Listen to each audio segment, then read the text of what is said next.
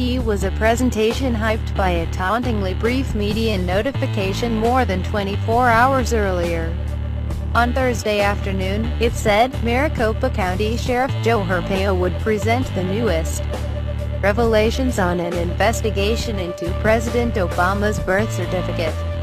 At 4 p.m. sharp, Arpaio and a member of his sheriff's office's cold case posse had a big message for the 40-odd journalists in attendance: "You were wrong."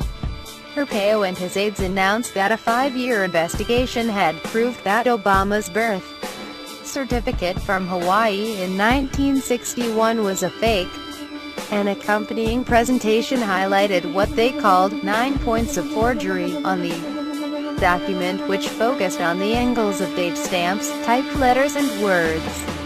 According to the theory, the birth certificate presented to the public was created after copying and pasting information from the legitimate birth certificate of the woman born in Hawaii.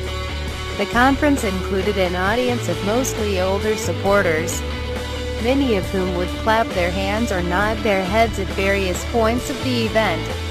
Mike Zullo, a posse member, talked throughout the bulk of the news conference, and for about 50 minutes walked the audience through what he claimed was irrefutable proof that the birth certificate had been forged.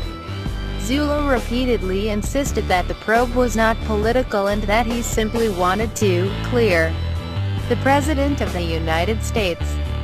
"It didn't work out that way," he said. Arpaio, Trump once aligned on birther issue.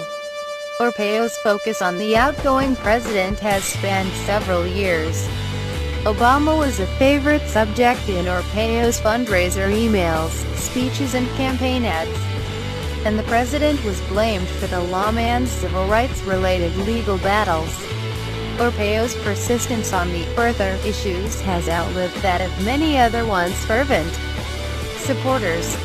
President-elect Donald Trump had been a leader of the movement to prove Obama was not a natural-born citizen and was therefore not eligible for the nation's highest office.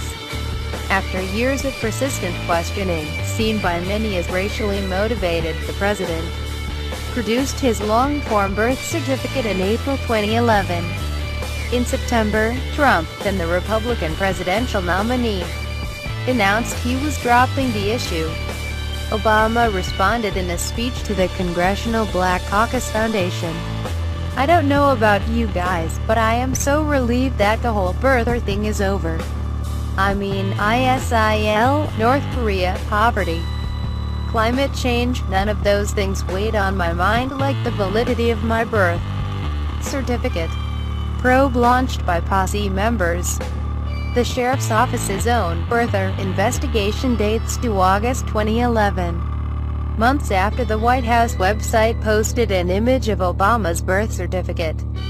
The probe was led by the sheriff's office's cold case posse, a non-profit arm of the office made up of often retired volunteers.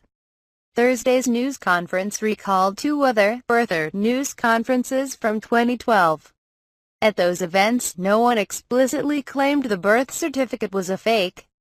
They were instead fueled by innuendo, the suspicions of volunteers, and a throng of impassioned Tea Party supporters.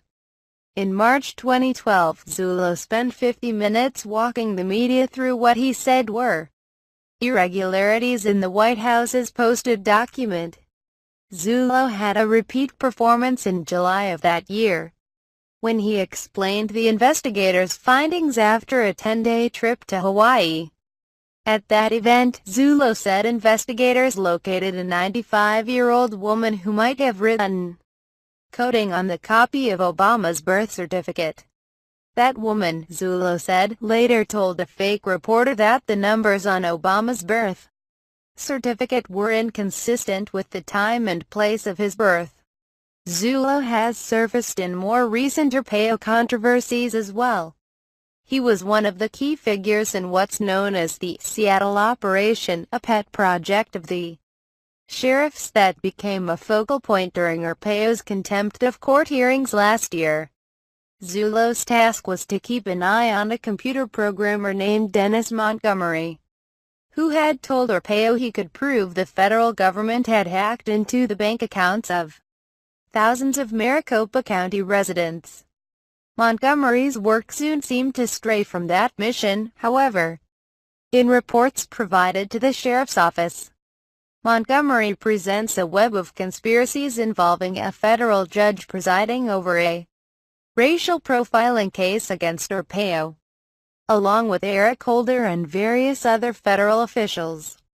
Arpaio's critics said the operation was a thinly veiled attempt to undermine a judge who had ruled unfavorably against the sheriff.